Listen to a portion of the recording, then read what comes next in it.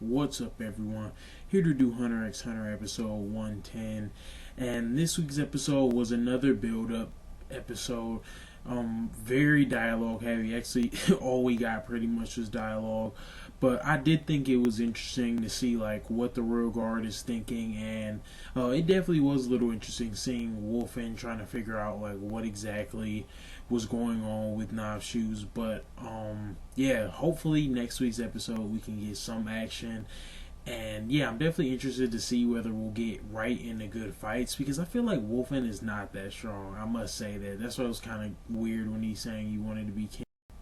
So the episode starts off with them deciding which exit they're gonna go in, and they all are deciding. I think, if I'm not mistaken, for people who've read the manga, previously I could have swore that they decided to go in through different exits, and they like were unsure. But I thought that they said they were gonna go from the outside and go in. But did they all change their plan up and decide to all go in the same entrance in the stairs right into the rear? Because that's what it seems like. But I thought before they were saying something different. But after that, we get to see Hina. We haven't seen her in a while, and she's the nin remover, and she's just like complaining, and it's just so weird seeing like the normal ants that are like not advanced at all, and it's just really weird seeing them, just seeing how far progressed their species is going on in only like, I don't know, like 35 episodes, something like that. But yeah, I thought that was interesting. But after that, Wolfen notices that Bezif is on the phone and Poem is going missing, and he says that he'll help him, but really he has ulterior motives. He really wants to be king, which is honestly laughable. Like, all the royal guards have gotten hit, as Neferpitu said this episode, by the king. Like, he like tosses them to the side, and they're obviously a lot more well built, and it does kind of remind me of Leo. But for some reason, I mean, he might be dead, but I don't know, it just seemed like these guys who like want to be king, like, come on now, let's get serious. Like, you're scared of the royal guards. Like, how can you even dare like speak about being king? But after that, we have Wolfen getting notified by some other ants that they find no shoes, and he's just pretty much trying to decipher like what happened and what's going on there, and he's gonna try to like sniff it out and see what happens. But then we go over to the king, and it seems like he's kind of doubting himself, but then he realizes like how powerful he is, and he says that he thinks he's gonna be bored for a while, and has this really creepy laugh, and he just walks away. But after that, Yuppie is trying to tell him something, and he's like, don't follow me. And I thought it was really funny how when he tries to talk, he just like knocks him to the side, and that's when P2 makes that comment. I thought that was really funny. But after that, Yuppie ends up telling Neferpitu that she needs to turn her in off because it's irritating the king. So she proposes to him, I only like do it in a certain area like around you. But he's telling her like, no, you can't restrict me. Like, and it's just like they're so loyal, like no matter how he speaks to them. Like, it just makes me feel like maybe later on in this arc, when like say they're trying to protect him and he's just being like super arrogant, I feel like it seriously might bite him in the ass, just because I don't know, like they're looking for him too, like, or they're trying to look out for him too. But yeah, I don't know. That was just a random thought I thought about later in like this arc.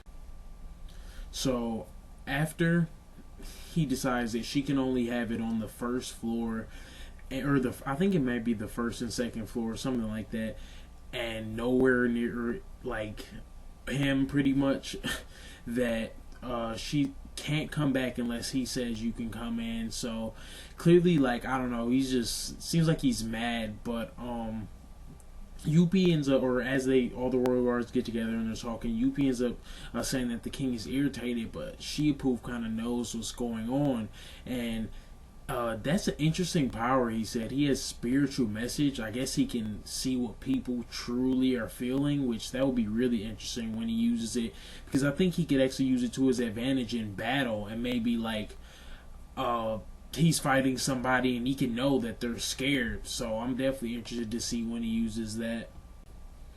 So right after that, they let us know that Yuppie is going to be protecting the first floor, like just in case somebody tries to come from under them or something like that. Like he'll physically be there, and he's going to have to protect the stairs. But Wolfen figures out what happens, and well, pretty much he like figures everything out that they saw the aurora because he asked Yuppie, did Neferpitou ever turn her nin off? And he thinks about telling him, but he decides not to because he's trying to get cool with Bezif, and he lies to him and says they're gonna blow up the palace, but really he's just using him and tells him that it will make both of them look good. But right after that, we go over to Knuckle, Gon, Killua, all of them, that whole group, getting ready to infiltrate. And Knuckle, or we find out from Morale that there are 7 minutes left. And by the way, that has to be the longest 3 minutes I've ever experienced. Like, that was like the first 16 minutes of the episode. But he says there are 7 minutes left, and Melaron and Knuckle are speaking, and he just tells him that he's going to tap him when it's only 10 seconds left, and tap him again when he's going to go hold his breath again to use God's accomplice. And pretty much everyone is nervous. Melaron, he doesn't want to smoke a cigarette just because he doesn't want them to smell the cigarette, which is a good thing just because, like he said, they can still swing for him even though if they can't see his presence, if they know the general area. But after that, the end of the episode is just them arguing about could situations change or not. And I thought it was funny when Morale and Knuckle thought that the king might be reproducing, and that's why he could be like in a room or why he's in a certain area. I thought that was really funny, but Gon was just so lost. But what's really bothering Killua is he thinks there's a third party in there. There's just another factor, an X factor, or something that they really don't know. And I think this Kamugi is what he's referring to, but obviously he doesn't know that, but he just has a weird feeling. But they're just trying to figure out, like, did he hurt himself? And after that, they're pretty much ready to go. Gon, he looks so ready to go. Every time he's thinking about, like, focusing on the battle, he just remembers Kite's face, and he just gets so serious. Like, it's just interesting. I'm really interested in this arc. I've waited for a really long time. So, it's been about literally like a year almost since this arc has started. Something around that amount of time. Or it's at least been like 6 or 7 months, I think. It's been a while. And yeah, like I said, I'm definitely invested in this arc. I hope it's going to be really good. But let me know what you guys think. That's all I have. And thanks.